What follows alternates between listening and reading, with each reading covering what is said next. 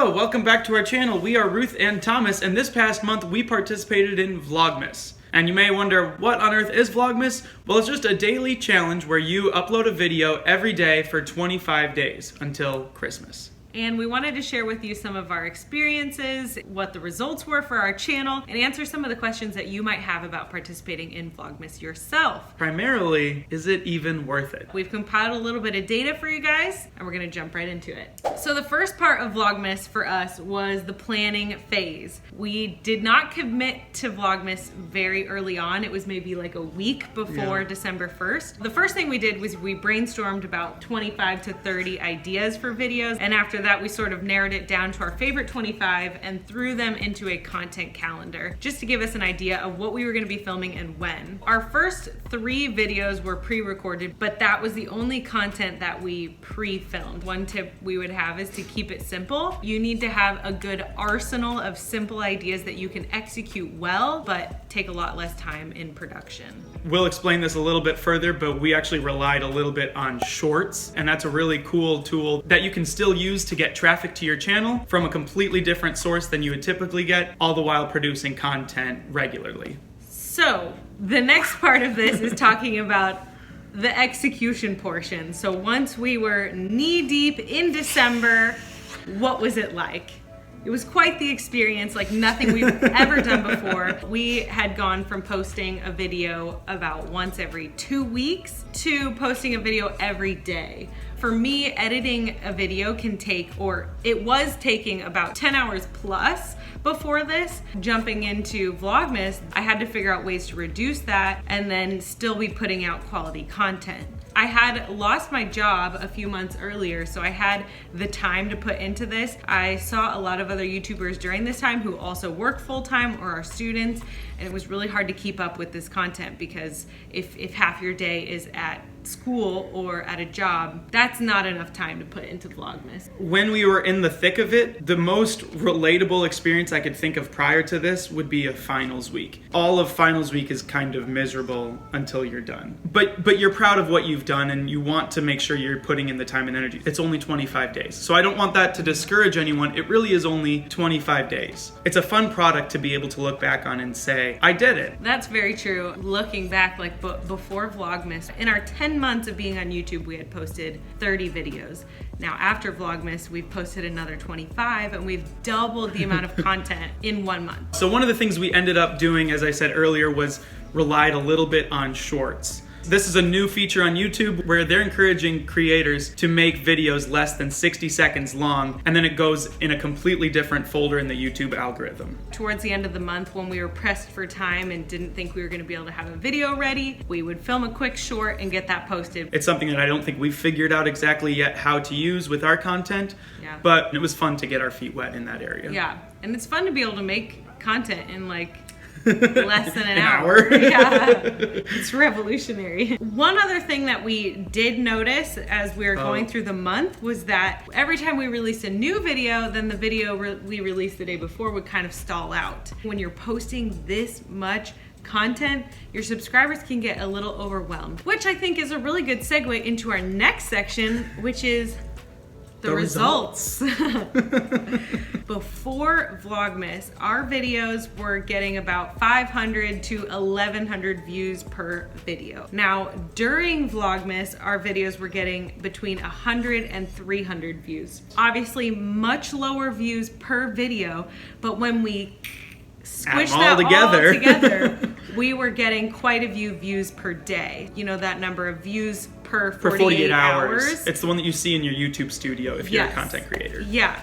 Ours was around 300 to 360 before Vlogmas. During Vlogmas, that did skyrocket. It was anywhere between 600 and 800. We had one day where it was over 1,000. Yeah, and that was pretty monumental. That was we exciting. Had 600 the night before and 400 the day of, and we'd kind of timed them well. So our views per day for November were, or sorry, not views per day, that'd be awesome. Oh my gosh.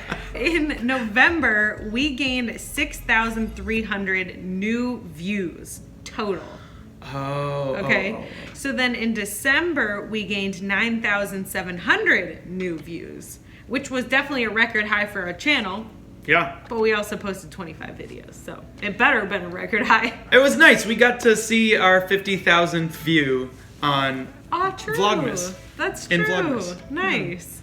That's exciting. So it definitely, our views per day were skyrocketing. Views per video were lower.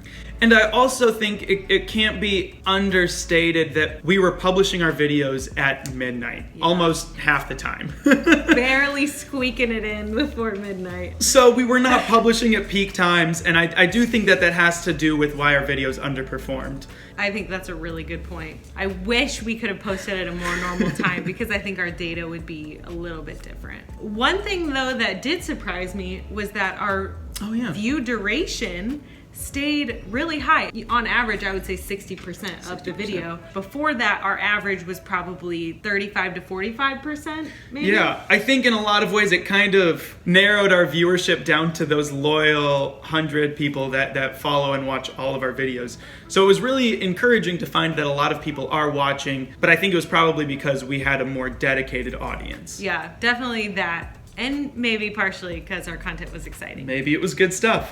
I'd like to think that we're learning how to make our content more engaging all the way throughout. We'll just give you the numbers and speculate at what the reasoning might be, but your experience is going to be different than ours. We can only explain to you what we see, but we can't tell you what you're going to experience. So another statistic that I'm sure a lot of people are concerned with, a lot of people care about, is your subscription numbers. That's one of those glory numbers that doesn't really mean a lot once you're monetized, but right now we are on the underside of monetization, and so we are trying to get to that 1,000 subscriber mark. On an average month, we're gaining around 90 subscribers. 90 to 100. We think that we see the biggest growth in our subscriber count when we're engaging with other people. And when we're commenting on other people's videos, people are seeing our comments, they're finding our channel through that. That being said, we don't think that Vlogmas affected our subscriber growth in any significant capacity. We gained during Vlogmas 98 subscribers, which, like we said before, is right in that average range of 90 to 100. And we were doing some networking during that time, so we think a lot of that growth was probably from the networking rather than people finding our Vlogmas videos out in the YouTube sphere. And a lot of that just depends on your own niche. If you're creating searchable content, you will be getting new viewers. I think because our niche is so specific, we really find the most growth when we are engaging with other people in a similar niche. But I will say, Vlogmas is really good for a small content creator to build up your watch hours. We saw a huge increase in watch hours. So there's two numbers you need in order to monetize on YouTube. You need 4,000 watch hours and you need 1,000 subscribers. And so we are finding that we're getting really close to the 4,000 hours watch time. We just need to see our subscribers increase in order to make our channel profitable. So I guess if you're good on subscribers, you're close to your 1,000, but you really need watch time, which I've seen a lot of YouTubers are kind of in that boat. This might be a good option for you because you're just putting out such a large quantity of content and building those watch hours. Just to kind of give you an idea of what our watch hours looked like in November, we gained about 475 watch hours. In December, we gained 641. We are so close to that 4,000 hour. I'm ready to see that green check mark next to the 4,000. And that is a great segue into our last section. The segue. Which is the summary. Do we think Vlogmas is worth it? Do we think you should do Vlogmas? Obviously, that answer is not easy. It's not a yes or no, but we really think that it depends on what you want your results to be. If you're looking for exponential subscriber growth and blowing up, I don't know that this is the path to doing it. As far as ROI, you're putting in a lot of time for probably similar subscriber growth. However, if your goal is to fine-tune your editing skills and really just optimize your process, this is the way to do it. So this is a great thing to do if you really want to optimize your efficiency, if you have the time to do it. And you know that your motivations are more for personal growth rather than just wanting to see your vanity numbers grow.